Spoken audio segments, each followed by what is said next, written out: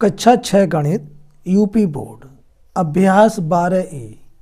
प्रश्न 1, निम्नलिखित प्रश्नों को अपनी अभ्यास पुस्तिका में लिखिए और रिक्त स्थानों की पूर्ति कीजिए। तो प्यारे बच्चों, हमने यहाँ पर लिख लिया है इस प्रकार से।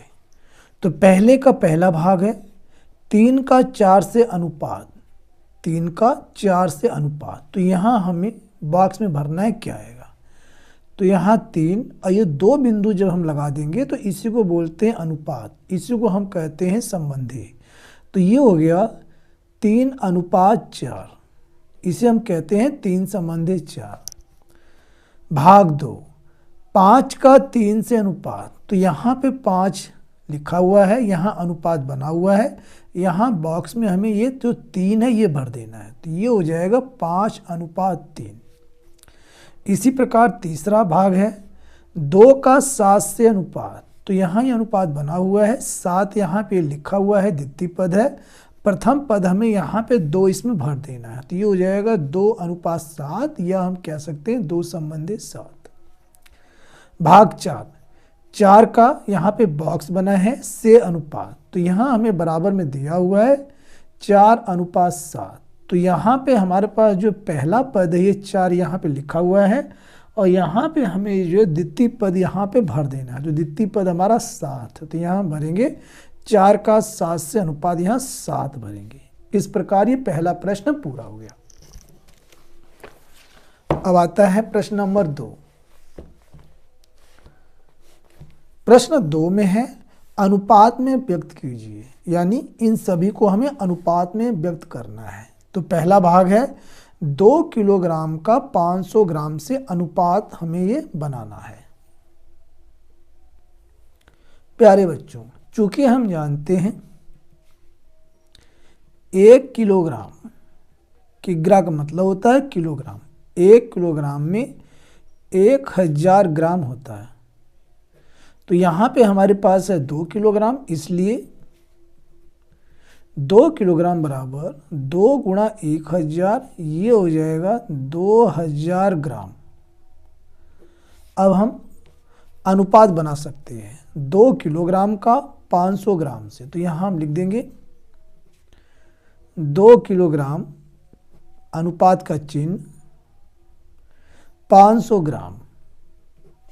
अब इसके आगे 2 किलोग्राम के स्थान पर ये हम रखेंगे 2000 ग्राम, 2000 ग्राम अनुपात 500 ग्राम। ये जो अनुपात है ये बटे में बदल जाएगा। कैसे? 2000 ग्राम बटे में 500 ग्राम। तो पहले ये ग्राम से ग्राम कट जाएगा, 0 से 1 0 कटा, 1 0 से 1 0, 5 से काटेंगे, 5 1 5, 5 4 20। तो यहाँ पे हमारा जो अनुपात आ गया वो आ गया 4/1। इसे हम लिख सकते हैं 4 संबंधी 1 या 4:1। यही इसका आंसर है।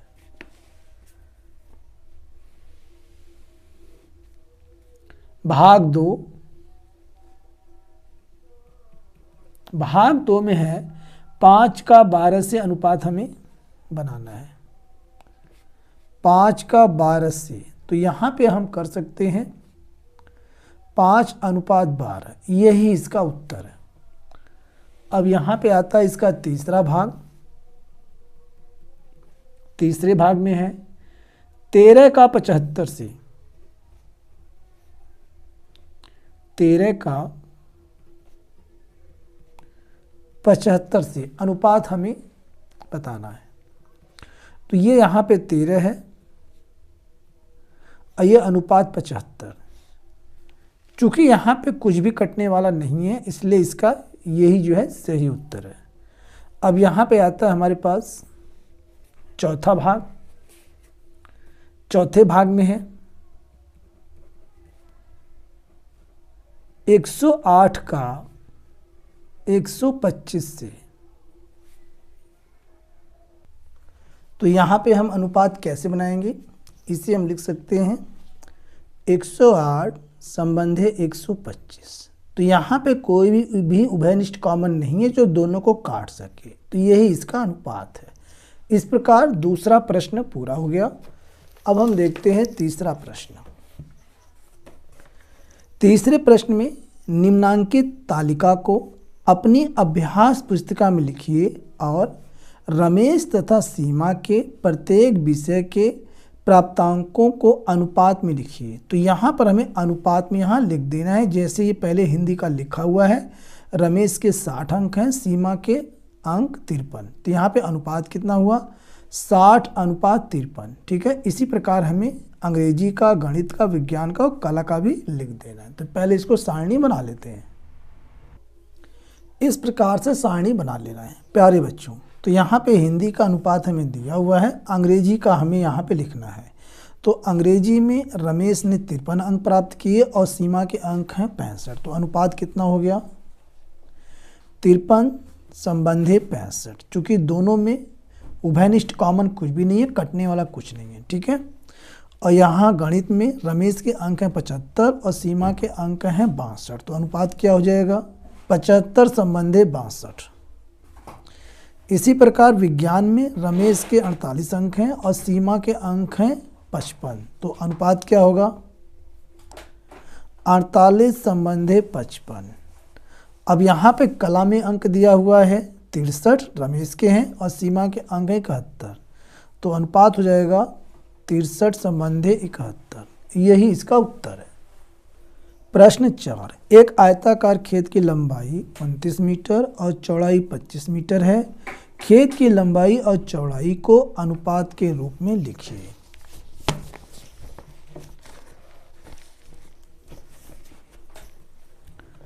प्रश्न नंबर 4। तो यहाँ पे लंबाई दिया हुआ है, लंबाई बराबर 29 मीटर और चौड़ाई दिया है, आयताकार खेत की चौड़ाई है बराबर 25 मीटर। अब यहाँ पे खेत की लंबाई और चौड़ाई को अनुपात के रूप में लिखना है। तो यहाँ हम कर सकते हैं लंबाई अनुपात चौड़ाई। ये हो जाएगा हमारे पास 29 मीटर संबंधी 25 मीटर। अब इसे हम लिख सकते हैं 29 मीटर बटे 25 मीटर। मीटर से मीटर कट जाएगा और यहाँ बचेगा 29 बटे 25। इसे हम अनुपात के रूप में लिख सकते हैं 29 संबंधी 25। ये इसका आंसर है। प्रश्न नंबर 5। निम्नांकित सारणी को अभ्यास पुस्तिका में लिखिए और रिक्त स्थानों की पूर्ति कीजिए। यहाँ पे है अनुपात 7:8। यहाँ पूर्व पद है, आगे वाला पूर्व पद होता है और पीछे वाला उत्तर पद। तो यहाँ पूर्व पद में 7 है तो उत्तर पद में यहाँ 8 भरा जाएगा। यहाँ 8 भर लेंगे हम इस प्रकार से। फिर दिया है 13:21। तो इसमें जो 13 है ये हमारा पूर्व पद है, पहला पद है, यहाँ 13 भरा जाएगा और उत्तर पद में 21 यहाँ लिखा हुआ है। इसी प्रकार यहाँ दिया हुआ है 73:85। तो यहाँ पे पूर्व पद में ये जो आगे का है 73 ये भरा जाएगा और उत्तर पद में ये 85 भरा जाएगा। ये इसका आंसर इस प्रकार से कंप्लीट हो गया। अब यहाँ पे आता है क्वेश्चन नंबर 6। निम्नांकित अनुपातों के व्युत्क्रम लिखिए। ये हमें व्युत्क्रम यहाँ पे लिखना है। प्यारे बच्चों, प्रश्न 6 में ये जो अनुपात हमें दिए गए हैं इनके हमें व्युत्क्रम लिखना है। व्युत्क्रम का मतलब होता है उल्टा। ये हमारा प्रथम पद है, ये हमारा द्वितीय पद। तो व्युत्क्रम क्या हो जाएगा? ये प्रथम पद हो जाएगा, ये हो जाएगा द्वितीय पद। तो इसे हम लिख सकते हैं व्युत्क्रम में 14:3। ये इसका व्युत्क्रम हो गया। इसी प्रकार इसका उत्तर हो जाएगा 17 संबंधी 15।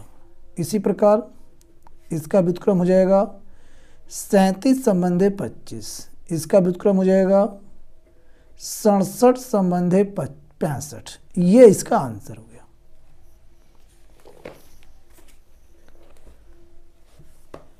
प्रश्न 7।